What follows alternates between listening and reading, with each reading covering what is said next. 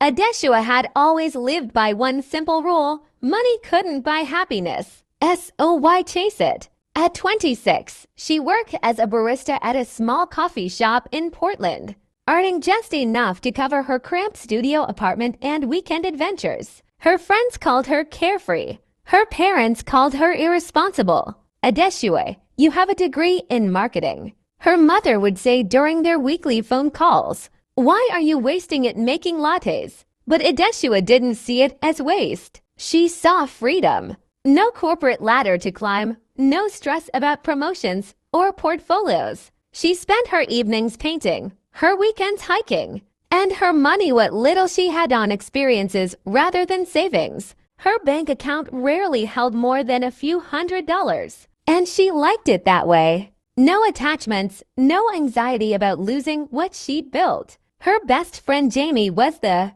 opposite of financial analyst who'd already bought her first condo at 25. You need an emergency fund, Jamie would lecture over brunch. What if something happens? Adeshewa would just laugh. That's what credit cards are for, right? She'd never needed to worry before. Her parents had always been there as a safety net, and she was young and healthy. What could possibly go wrong? Chapter 2. The Fall. It started with a headache. Adeshewa dismissed it as stress from a busy shift. But when the pain persisted for 3 days, accompanied by dizziness and nausea, she finally dragged herself to urgent care. The doctor's face grew serious as he reviewed her symptoms. We need to run some tests, he said. I'm seeing signs that concern me. The next week blurred into a nightmare of MRIs, blood work, and specialist appointments. The diagnosis came on a gray Tuesday morning.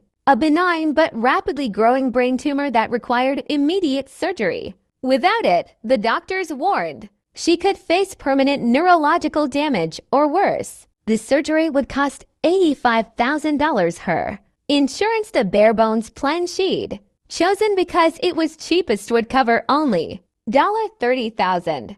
Adeshewa sat in the hospital billing office, staring at the payment plan paperwork. Even with financing, she'd owe $1,200 a month for 5 years. Her current rent was $950. Her paycheck barely covered $1,500 after taxes. Do you have savings? The billing coordinator asked gently. Adeshewa's throat tightened. No. She called her parents that night. Her father answered, and she could hear the television in the background.